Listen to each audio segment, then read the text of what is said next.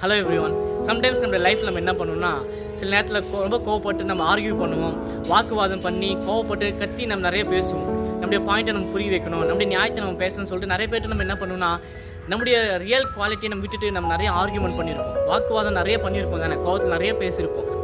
ஆனால் இன்றைக்கி இயேசு நமக்கு என்ன சொல்லிக் கொடுக்குறாருன்னா, மத்தேயு 12ஆம் அதிகாரத்தில் 19ஆம் வசனம் இப்படியே சொல்லப்பட்டிருக்கும், அவர் வாக்குவாதம் செய்ய மாட்டார், கூக்குரலிடவும் மாட்டார், அவருடைய சத்தத்தை ஒருவனும் வீதியில் கேட்பதும் இல்லை. ஏசப்பா பற்றி ஒரு வார்த்தை சொல்லப்பட்டிருக்கு. என்னன்னா, அவர் வாக்குவாதம் பண்ண மாட்டாராம், அவர் கூக்குரலிட தேவனும் கிடையாது, அவர் சத்தமாக பேசவும் மாட்டார்.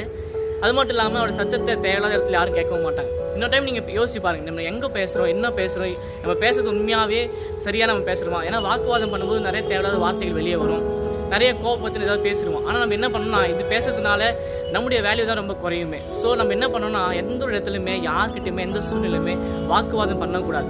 சத்தமாக நம்ம கத்தி உயர்த்தி பேசுறதுனால இங்கே எதுவும் நடக்க போகிறதில்ல. ஆண்டவரும் சொல்லிக் கொடுக்குறாரு, வாக்குவாதம் பண்ணவே கூடாது, ஆர்கியூமெண்ட் பண்ணாதீங்க. எந்த ஒரு இடத்துலையுமே உங்களுடைய பாயிண்ட்டை நீங்கள் ப்ரூவ் பண்ண நினைக்காதீங்க. ஏசப்பாக்கு என்ன சரின்னு அவர் தெரியும், அவர் கண்டிப்பாக அவர் நீதியை செய்வார். ஸோ நீங்கள் ஆர்கியூமெண்ட் பண்ண வேண்டிய அவசியம் இல்லை, நீங்கள் கத்தி சத்தமாக பேச வேண்டிய அவசியம் இல்லை. தேவையில்லாத இடத்துல உங்கள் சத்தம் கேட்காதபடிக்கு நீங்கள் காத்துக்கொள்ளுங்கள். God plus.